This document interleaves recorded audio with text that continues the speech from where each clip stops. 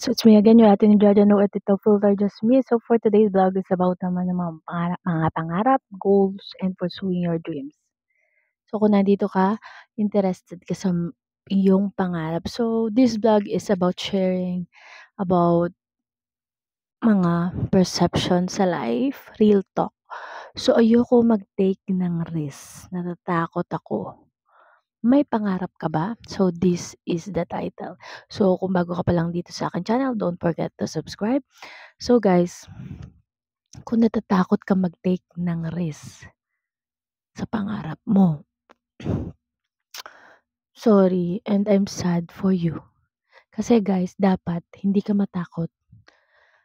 Minsan lang tayo mabubuhay sa mundong ito. So, give your best shot. Always make yourself proud. For example, nagtatrabaho ka.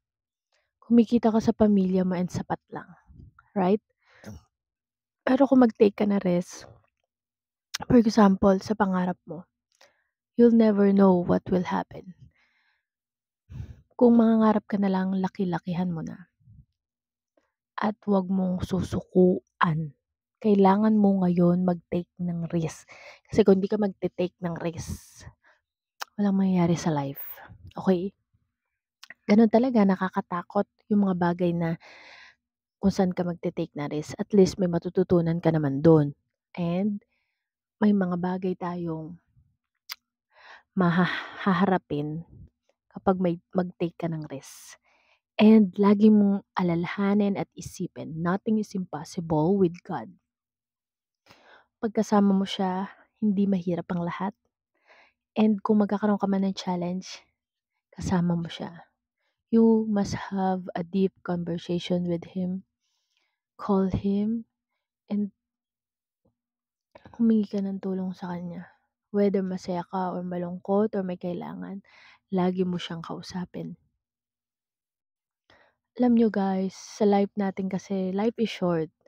So, kung hindi ka magte-take ng risk, pagsisisihan mo yon. Kung mag-take ka ng risk, at least wala kang pagsisisihan. Kasi para lang sa matatapang yon. At kung matapang ka, gawin mo na habang maaga pa. Mag-start ka na ngayon. Kung halimbawa ka nasaan ka man ngayon, nag-iipon ka para sa pangarap mo, that's okay. Baby step by step lang.